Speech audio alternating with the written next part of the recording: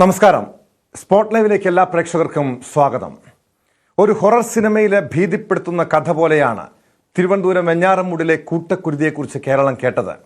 ലഹരിക്കടിമയായ serial killer, 6 മണിക്കൂറിനിടെ 5 കൊലപാതകം. ലഹരിയുടെ മയക്കത്തിൽ നൊന്തുപറ്റ അമ്മയുടെ തല ചുറ്റിക കൊണ്ട് അടിച്ചു. പിന്നെ സ്വന്തം കാമുകിയും അനുജനും മുത്തശ്ശിയും ഉൾപ്പെടെ 5 പേരെ വകവരുത്തി. വെഞ്ഞാറമൂട് കൂട്ടക്കുരുതിക്ക് പിന്നിലെ സത്യം തേടി പോലീസ് അന്വേഷണം തുടരുകയാണ്. കൊലപാതകം നടക്കുന്നതിന് മിനിറ്റുകൾക്ക് മുൻപുള്ള ഫർസാനിയുടെ ദൃശ്യങ്ങൾ ന്യൂസ് 18 പുറത്തുവിട്ടു.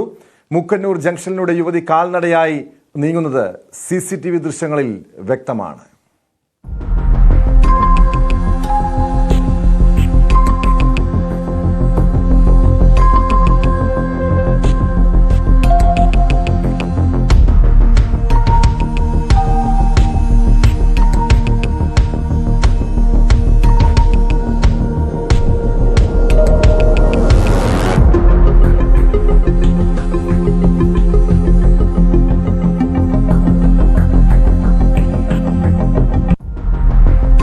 മൂക്കന്നൂരിൽ കാത്തുനിന്ന പ്രതി അഫാൻ ഇരുചക്ര വാഹനത്തിൽ പിന്നീട് പേരമലയിലെ വീട്ടിലെത്തിച്ചാണ് ക്രൂരമായി പ്രണയിനിയെ കൊലപ്പെടുത്തിയത്. കൂട്ടക്കൊലപാതകത്തിനിടെ പ്രതി അഫാൻ ബാറിലെത്തി മദ്യപിച്ചതായും സൂചനയുണ്ട്. 4 പേരെ തലക്കടിച്ച് വീഴ്ത്തിയ ശേഷം ബാറിലെത്തുകയും മദ്യവുമായി മടങ്ങിയ ശേഷം 2 കൊലപാതകങ്ങൾ കൂടി നടത്തിയെന്നുമാണ് കരുതുന്നത്. പ്രതിയെ വൈകാതെ പോലീസ് വിശദമായി ചോദ്യം ചെയ്യും. ആക്രമണത്തിനിരയായ ഉമ്മ ഷെമിക്ക് 65 ലക്ഷം രൂപ കടമുണ്ടെന്നും പോലീസ് കണ്ടെത്തി. ഷെമിയുടെ ആരോഗ്യനില തൃപ്തികരമെന്ന് ഡോക്ടർമാർ പറഞ്ഞു. ഷെമി ഡോക്ടർമാരോട് സംസാരിച്ചു. തലച്ചോറിലെ നീര് കൂടിയിട്ടില്ല, തലയൊട്ടിക്കും താടിയലിനും പൊട്ടലുണ്ട്. അതിനിടെ അന്വേഷണ സംഘം ഷെമിയുടെ മൊഴിയെടുക്കാനും നീക്കം തുടങ്ങിയിട്ടുണ്ട്. വെഞ്ഞാറമൂട് ഈ അന്വേഷണ ഉദ്യോഗസ്ഥൻ, ഈ കേസിൽ അന്വേഷണ ഉദ്യോഗസ്ഥൻ ആശുപത്രിയിൽ എത്തിയിട്ടുണ്ടെന്നാണ് മനസ്സിലാക്കാൻ കഴിയുന്നത്. വിശദാംശങ്ങളുമായി തിരുവനന്തപുരത്ത് നിന്ന് VV വിനോദും ഡാൻ കുര്യനും ചേരുന്നുണ്ട്. ആദ്യം വിനോദിലേക്കാണ്. വിനോദ്, ചില നിർണായകമായിട്ട് കേസുമായി ബന്ധപ്പെട്ട ചില നിർണായകമായിട്ടുള്ള ദൃശ്യങ്ങൾ പോലീസിന് ലഭിച്ചിട്ടുണ്ട്. അതോടൊപ്പം ഈ കേസിൽ ഏറ്റവും നിർണായകമായിട്ടുള്ള മൊഴി ഈ ഉമ്മ ഷെമിയുടേതായിരിക്കും. ഷെമിയുടെ ആരോഗ്യനില തൃപ്തികരമെന്ന് പറയുന്നുണ്ട്. സംസാരിക്കാവുന്ന ഒരു അവസ്ഥയുണ്ടോ? പോലീസിന് മൊഴിയെടുക്കാവുന്ന ഒരു സാഹചര്യമാണോ നിലവിലുള്ളത്? വിനോദ്. ടോം, കഴിഞ്ഞ ദിവസം തന്നെ ഷെമിയുടെ മൊഴി മജിസ്ട്രേറ്റ് എത്തി രേഖപ്പെടുത്തിയിരുന്നു. കാരണം ഇവരുടെ ആരോഗ്യാവസ്ഥ എന്ത് എന്നതിനെ സംബന്ധിച്ചുള്ള ആശങ്ക നിലനിൽക്കുന്നുണ്ട്. അതുകൊണ്ട് തന്നെയാണ് ഇത്തരത്തിൽ ഒരുപക്ഷെ ഏറ്റവും ഗുരുതരാവസ്ഥയിൽ കഴിയുന്ന ആളുകളുടെ മൊഴി മജിസ്ട്രേറ്റിനെ കൊണ്ട് രേഖപ്പെടുത്തി. അത് സാധാരണ നിലയിൽ നടക്കുന്ന ഒരു പ്രക്രിയയാണ്, നിയമ നടപടിയാണ്. അങ്ങനെയുള്ള നടപടി കഴിഞ്ഞ ദിവസം ഉണ്ടായിരുന്നു. പക്ഷേ ഈ 5 കൊലപാതകങ്ങളെക്കുറിച്ചും ഷെമി ഇതുവരെ അറിഞ്ഞിട്ടില്ല എന്നതാണ്. ഈ ബോധം വരുമ്പോൾ തന്നെ ഇളയ മകനെ അന്വേഷിക്കുകയാണ്. തനിക്ക് പരിക്ക് പറ്റിയത് കട്ടിലിൽ നിന്ന് വീണതാണ് എന്ന ഒരു മൊഴിയാണ് നൽകിയത്. അതായത് ഈ പ്രതിയെ, മൂത്ത മകനെ സംരക്ഷിക്കുന്ന ഒരു നിലപാട്, അത് സാധാരണ അമ്മമാർ ഇങ്ങനെ വീടുകളിൽ സംഭവിക്കുമ്പോൾ, ഗാർഹികമായ പീഡനം നേരിടുമ്പോൾ മക്കൾ പിന്നീട് നിയമപരമായി അവർക്ക് ബുദ്ധിമുട്ടുണ്ടാകാതിരിക്കാൻ, അല്ലെങ്കിൽ പോലീസ് അവരെ പിടികൂടാതിരിക്കാനൊക്കെ മക്കളെ സംരക്ഷിക്കുന്ന ഒരു പ്രവണത, അത് ഈ കേസിൽ മാത്രമല്ല പല കേസുകളിലും നമ്മൾ കണ്ടിട്ടുണ്ട്. വീഡിയോ ദൃശ്യങ്ങൾ, പലരും അയൽവാസികളൊക്കെ മൊബൈലിൽ വീഡിയോ ദൃശ്യങ്ങൾ പകർത്താറുണ്ട് മക്കൾ മർദ്ദിക്കുന്നത്. പക്ഷേ ഈ കാര്യം ചോദിച്ച് പിന്നീട് പോലീസോ മാധ്യമപ്രവർത്തകരോ എത്തുമ്പോൾ പോലും ഈ പലപ്പോഴും അമ്മമാർ മക്കളെ സംരക്ഷിക്കുന്ന ഒരു നിലപാടായിരിക്കും സ്വീകരിക്കുന്നത്. പക്ഷേ ഇവിടെ ഷെമി ഇതുവരെ ഈ 5 മരണങ്ങളെക്കുറിച്ച്, തൻ്റെ ഇളയ മകൻ ഉൾപ്പെടെ കൊല്ലപ്പെട്ട വിവരം അറിഞ്ഞിട്ടില്ല. അവരുടെ ആരോഗ്യനില ഇപ്പോൾ മെച്ചപ്പെട്ടു വരികയാണ്. ഒരുപക്ഷെ അടുത്ത ദിവസം ഈ അന്വേഷണ സംഘത്തിലെ ഉദ്യോഗസ്ഥർ ഷെമിയുടെ മൊഴി രേഖപ്പെടുത്തും. അവരുടെ മെഡിക്കൽ രേഖകൾ പരിശോധിക്കുന്നുണ്ട്. ഡോക്ടർമാരുമായി അന്വേഷണ സംഘം സംസാരിക്കുന്നുണ്ട്. ഒരുപക്ഷെ നാളെയായിരിക്കും അവരുടെ മൊഴി രേഖപ്പെടുത്തുക. ഈ വിവരമെല്ലാം ഷെമിയെ അറിയിക്കേണ്ടതുണ്ട്. ഷെമിയുടെ ഭർത്തൃമാതാവും അതോടൊപ്പം തന്നെ ഭർത്താവിൻ്റെ സഹോദരനും അദ്ദേഹത്തിൻ്റെ ഭാര്യയും ഈ മൂത്ത മകൻ്റെ കാമുകിയും ഇളയ മകനും ഒക്കെ തന്നെ കൊല്ലപ്പെട്ടു, അതിദാരുണമായി കൊല്ലപ്പെട്ടു എന്ന് ഇപ്പോഴും ആ അമ്മ അറിഞ്ഞിട്ടില്ല. ഇനി അവർ അത് അറിയേണ്ടതുണ്ട്. അതിനുശേഷമായിരിക്കും ഒരുപക്ഷെ ഇക്കാര്യങ്ങളെക്കുറിച്ചൊക്കെ അവരുടെ പ്രതികരണം നടത്തുക. ഏതായിരുന്നാലും ഈ കുടുംബത്തിന് സാമ്പത്തിക ബാധ്യതയുണ്ടായിരുന്നു, മറ്റ് ചില കാര്യങ്ങൾ കൂടി, അതെല്ലാം തന്നെ ഭയപ്പെടുത്തുന്ന ചില കാര്യങ്ങളാണ്. ചില വിവരങ്ങൾ നമുക്ക് ലഭിക്കുന്നത് ഈ കൊലപാതകങ്ങളുടെ ഇടവേളകളിൽ 6 മണിക്കൂർ കൊണ്ടാണ് 5 പേരെ കൊലപ്പെടുത്തുന്നത്. ഈ സമയത്തിനുള്ളിൽ ഈ പ്രതി ബാറിൽ പോവുകയും മദ്യപിക്കുകയും അവിടെ നിന്ന് മദ്യം വാങ്ങി വീട്ടിലേക്ക് വരികയും ചെയ്തു എന്നതാണ്. 4 പേരുടെ തല അടിച്ച് തകർത്ത ശേഷം ഇതിൽ 3 പേർ കൊല്ലപ്പെടുന്നു. ആദ്യം അമ്മയെ വീട്ടിൽ ചുമരിൽ തല പിടിച്ചിടിക്കുന്നു, ഏതാണ്ട് 20 തവണയോളം തലയിൽ അടിക്കുന്നു. അതിനുശേഷം മരിച്ചു എന്ന ധാരണയിൽ അമ്മുമ്മയുടെ വീട്ടിലേക്ക് പോവുകയാണ്, അവിടെ അവരെ കൊലപ്പെടുത്തുന്നു. അതിനുശേഷം അച്ഛൻ്റെ സഹോദരൻ്റെ വീട്ടിലേക്ക് പോയി അബ്ദുൾ ലത്തീഫ് എന്ന അദ്ദേഹത്തിൻ്റെ വീട്ടിലേക്ക് പോകുന്നു. അദ്ദേഹത്തെയും അദ്ദേഹത്തിൻ്റെ ഭാര്യയെയും കൊലപ്പെടുത്തുന്നു. അവിടെ നിന്നാണ് ഈ പ്രതി മദ്യപിക്കാൻ എത്തുന്നത്. ഒരു ഭാവവ്യത്യാസവും ഇല്ലാതെ ഇയാൾ സഞ്ചരിക്കുന്നു എന്നതാണ് ഏറ്റവും ഒരു പ്രധാനപ്പെട്ട കാര്യം. മാത്രമല്ല, കാമുകിയെ വീട്ടിലേക്ക് കൊണ്ടുവന്ന ശേഷം അനുജനെ തന്ത്രപരമായി അവിടെ നിന്ന് മാറ്റുകയാണ്. കുഴിമന്തി വാങ്ങാൻ ഈ ഇളയ സഹോദരന് 13 വയസ്സുള്ള കുട്ടിയെ ഓട്ടോ ഏർപ്പാടാക്കി ആ വാഹനത്തിൽ കയറ്റി ഹോട്ടലിലേക്ക് അയക്കുകയാണ്. അതിനുശേഷം ഈ ഗ്യാപ്പിൽ, ഈ സമയത്തിൻ്റെ ഉള്ളിലാണ് കാമുകിയെ തലയ്ക്കടിച്ച് കൊലപ്പെടുത്തുന്നത്.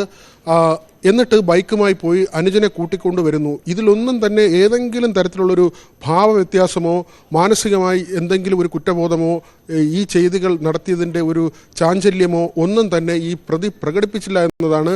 നമ്മൾ ഈ CCTV ദൃശ്യങ്ങളെല്ലാം പരിശോധിക്കുമ്പോൾ ഒരു പ്രശ്നവുമില്ലാത്ത സാധാരണ ഒരാൾ പെരുമാറുന്നത് പോലെ ഈ കൊലപാതകങ്ങൾ നടത്തുന്നു, അതിന് പിന്നാലെ മറ്റ് കാര്യങ്ങൾ ചെയ്യുന്നു.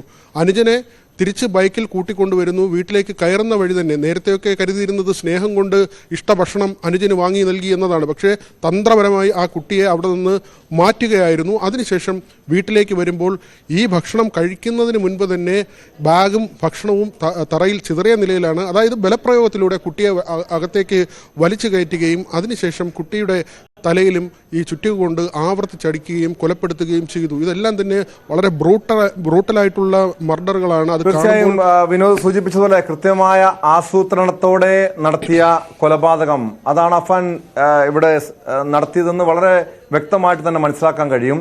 ഈ അഫാനെ ചോദ്യം ചെയ്യാൻ കഴിഞ്ഞിട്ടുണ്ട്. കാരണം അഫാൻ ഈ വിഷം കഴിച്ചതിനെ തുടർന്ന് മെഡിക്കൽ കോളേജ് ആശുപത്രിയിൽ ചികിത്സയിലാണല്ലോ.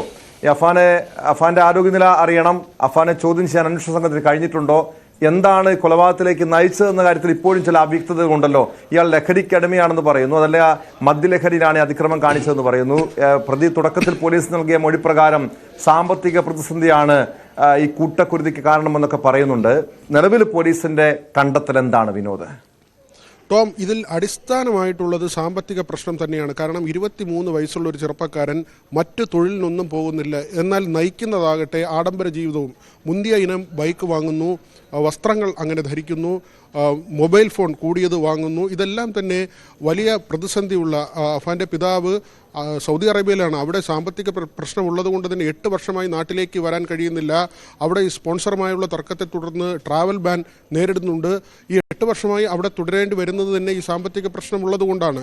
അതിനപ്പുറത്തേക്ക് അഫാൻ്റെ മാതാവിന് ഷമിക്ക് ക്യാൻസർ ബാധയാണ്, അതിനുള്ള ചികിത്സ നടക്കുന്നുണ്ട്.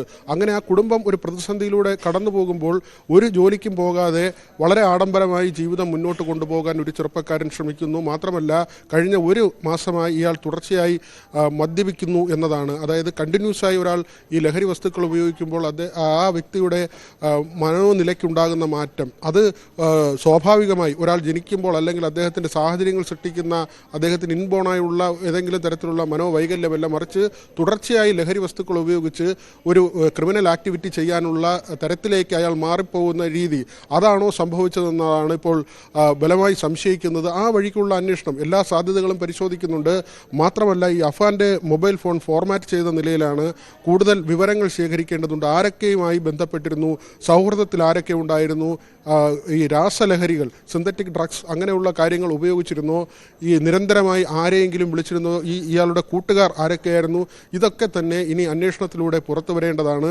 ഇയാളുടെ സഞ്ചാരം എങ്ങനെയായിരുന്നു? കാരണം ഒരു 6 മണിക്കൂർ കൊണ്ട് 5 പേരെ കൊലപ്പെടുത്തുക എന്നത് നമ്മൾ കേട്ടുകേൾവിയില്ലാത്ത സംഭവമാണ്. റിപ്പർ ചന്ദ്രൻ്റെയൊക്കെ കാര്യം പറയുമ്പോൾ ഇങ്ങനെ സീരിയസ് ആയി കൊല ചെയ്യുമെങ്കിലും ഈ ചെറിയ മണിക്കൂറിനുള്ളിൽ 5 പേരെ, അത് 3 ഇടങ്ങളിലായി 30 കിലോമീറ്ററിലധികം ബൈക്കിൽ സഞ്ചരിച്ച് വസ്ത്രത്തിൽ രക്തം പുരളുമ്പോൾ അത് മാറ്റി പുതിയ വസ്ത്രം ധരിച്ച് വളരെ സാധാരണക്കാരനെ പോലെ ആളുകൾക്കിടയിലൂടെ സഞ്ചരിച്ചു പോയി ഓരോ സ്ഥലങ്ങളിലും കൊല നടത്തിയ പ്രതിയാണ്. അതുകൊണ്ട് തന്നെ ഡോക്ടർമാർ 72 മണിക്കൂറാണ് നിരീക്ഷണത്തിനായി പറഞ്ഞിട്ടുള്ളത്. ആ മണിക്കൂറുകളിലൂടെ കടന്നു പോകുന്നു. ഒരുപക്ഷെ നാളെയോ അല്ലെങ്കിൽ അതിനടുത്ത ദിവസമോ ആയിരിക്കും അറസ്റ്റ് രേഖപ്പെടുത്തി ഇയാളെ കോടതിയിൽ ഹാജരാക്കുക. ഇതിനിടയിൽ പോലീസ് മൊഴി രേഖപ്പെടുത്തും. അറസ്റ്റിന് ശേഷം വിശദമായ ചോദ്യം ചെയ്യലുണ്ടാകും. ഏതായിരുന്നാലും ഒരു ചികിത്സയോട് അനുകൂലമായ അല്ലെങ്കിൽ ചികിത്സാ രീതികളോട് സഹകരിക്കുന്ന ഒരു പ്രവണത ഉണ്ടായിരുന്നില്ല. മൊഴികളിൽ ചില വൈരുദ്ധ്യങ്ങളുണ്ടായിരുന്നു. ഈ സാമ്പത്തിക ബാധ്യത, തൻ്റെ പിതാവിൻ്റെ കടം അത് ഒഴിവാക്കാൻ കുടുംബാംഗങ്ങൾ ശ്രമിച്ചില്ല എന്ന കാര്യം അഫാൻ പറയുന്നുണ്ട്. പക്ഷേ താൻ അങ്ങനെ ഒരു ബാധ്യതയുടെ ഉത്തരവാദിത്തം ഏറ്റെടുക്കണമെന്ന് മകനോട് പറഞ്ഞിരുന്നില്ല എന്നാണ് അഫാൻ്റെ പിതാവിൻ്റെ പ്രതികരണം ഉണ്ടായത്. മാത്രമല്ല, ഈ അഫാൻ ആക്രമിച്ച ആളുകളുടെ ഒരു ശാരീരിക സ്ഥിതി നോക്കിയാൽ അയാളെ ചെറുത്ത് തോൽപ്പിക്കാൻ കഴിയാത്ത ആളുകളാണ്. ഒന്ന് അമ്മൂമ്മയാണ്, 80 വയസ്സിന് മുകളിൽ പ്രായമുണ്ട്. അച്ഛൻ്റെ ജ്യേഷ്ഠൻ റിട്ടയർഡായ ആളാണ്, അദ്ദേഹം സൈന്യത്തിലായി വിരമിച്ച ആളാണ്. അദ്ദേഹത്തിൻ്റെ ഭാര്യ വയസ്സായ ആളാണ്.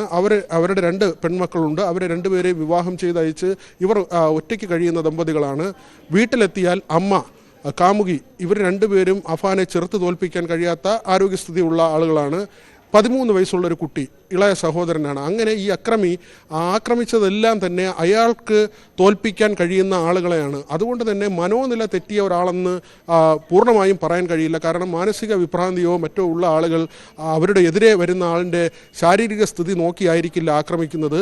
ഇവിടെ അഫാൻ ഒരു സാഡിസം കാണിച്ചിരിക്കുന്നു. അല്ലെങ്കിൽ തൻ്റെ പ്രശ്നങ്ങൾ ഈ ഇരകൾക്ക് മേൽ, തന്നെക്കാൾ ദുർബലരായ ആളുകൾക്ക് മേൽ തീർക്കാൻ ശ്രമിച്ചിരിക്കുന്നു. അയാൾ ആ നിലയ്ക്ക് ചിന്തിച്ചിരിക്കുന്നു. ഭീരുവാണ് എന്ന ഒരു വിലയിരുത്തൽ കൂടി ഉണ്ടാകുന്നുണ്ട്.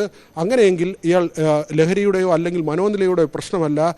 അയാളുടെ ബന്ധുക്കളെയും പ്രിയപ്പെട്ടവരെന്ന് അവർ കരുതിയ ആൾ തന്നെ അവരുടെ കൊലയാളിയായി മാറുന്ന ഒരു രീതി, ആ തരത്തിൽ ഇയാൾ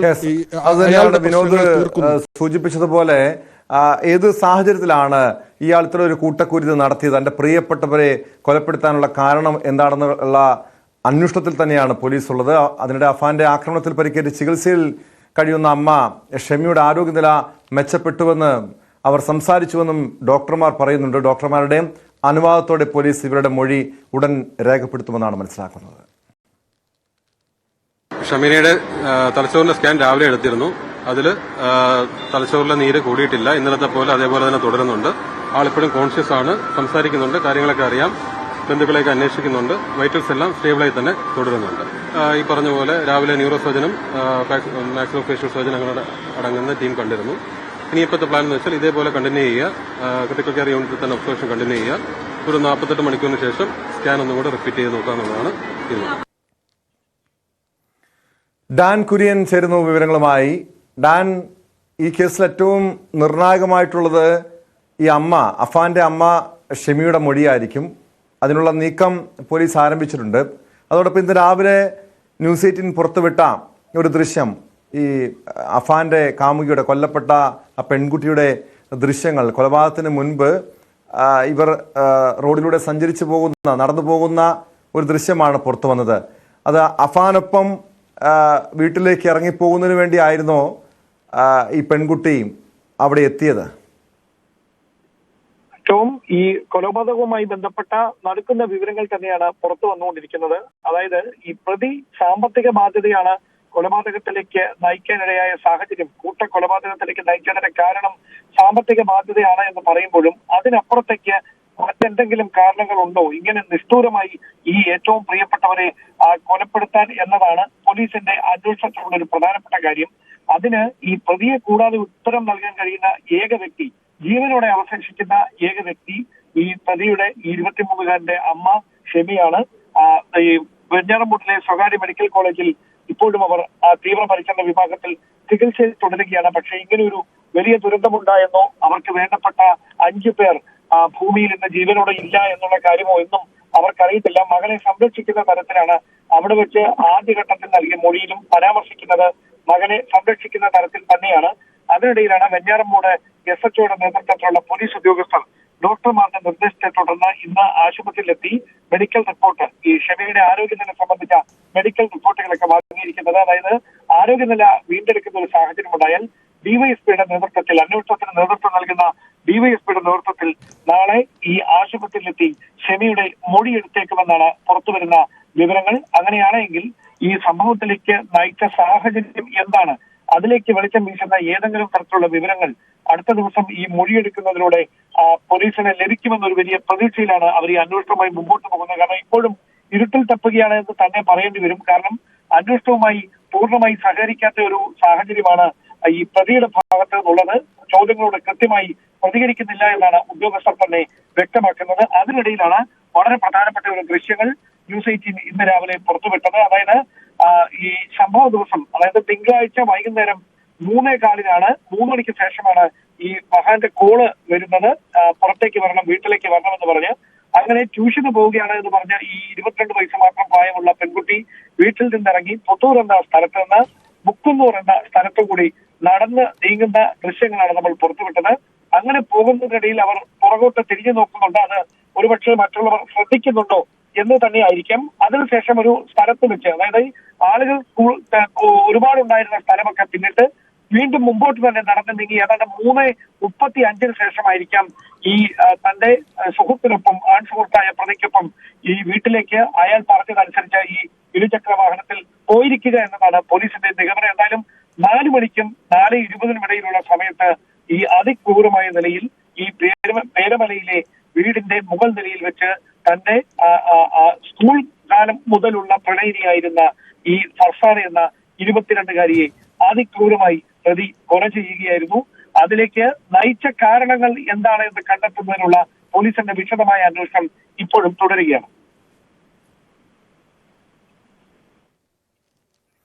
തീർച്ചയായും വിനോദിലേക്ക് ഒരിക്കൽ കൂടി. വിനോദ്, ഡാൻ സൂചിപ്പിച്ചതുപോലെ ഈ പെൺകുട്ടിയുടെ ദൃശ്യങ്ങൾ ഇപ്പോൾ പുറത്തു വന്നിട്ടുണ്ട്. ഇത് എങ്ങനെയാണ് അവിടേക്ക് എത്തിയത്, ഈ യുവാവിനൊപ്പം, അഫാനൊപ്പം പോകാൻ വേണ്ടിയായിരുന്നോ തുടങ്ങിയ കാര്യങ്ങളിലൊക്കെയാണ് ഇനിയൊരു വ്യക്തത വേണ്ടത്.